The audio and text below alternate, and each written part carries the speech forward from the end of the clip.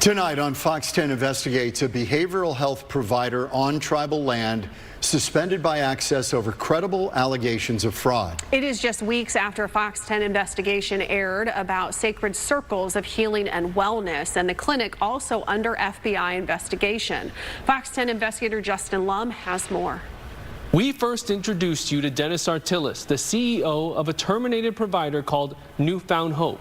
Now the FBI and Access say Artiles involved himself with Sacred Circles of Healing and Wellness, just suspended on June 17th. I've read through dozens of Access suspension letters over the last 3 years.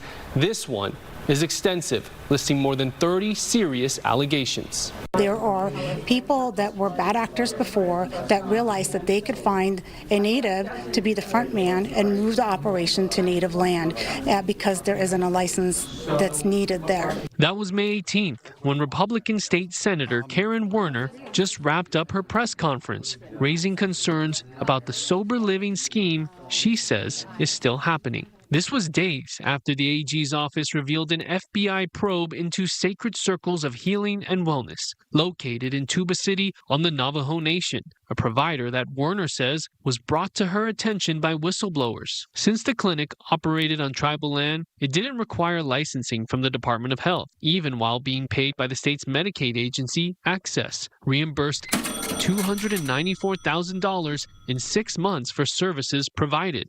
But this notice of suspension accuses Sacred Circles of engaging in Medicaid fraud and billing for services that could not have been provided as claimed. I gotta tell you, no comments into you guys put facts on TV that are real, no fake news. Our reporting on Denis Artiles stems back to 2023. According to the notice of suspension letter to Sacred Circles of Healing and Wellness, Artiles is accused of secretly operating the clinic and using Colleen Chatter to front Sacred Circles while he funded the clinic's payroll through his company, Mountain Vista Health, and provided transportation vehicles for clients. Artiles previously owned Newfound Hope, a Tempe detox center that was suspended by Access and then terminated. Artiles also agreed to a settlement with the Department of Health, blocking him from applying for any licensing until December 20th, 2025, after Access had already approved Sacred Circles as a provider weeks earlier. The Access Office of Inspector General also describes client bounties, saying Sacred Circles offered a $500 bonus for every client brought to Sacred Circles,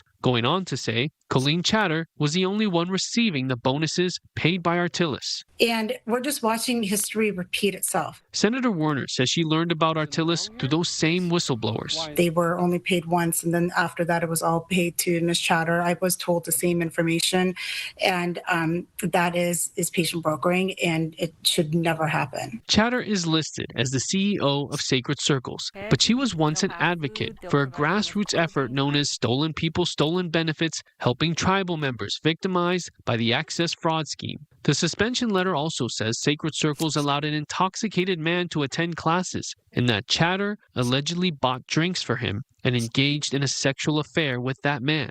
Access says once she ended the affair, the man reportedly brought a weapon to the facility.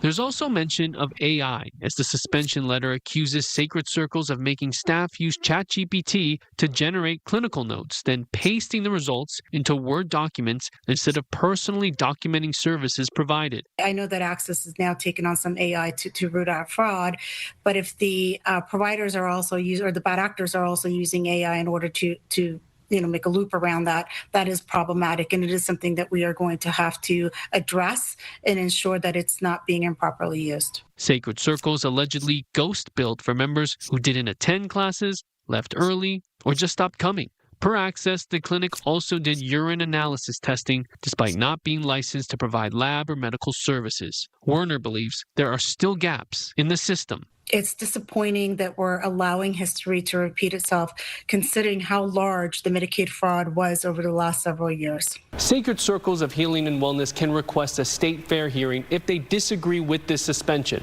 or request an informal settlement conference. I'm Fox 10 investigator Justin Lum.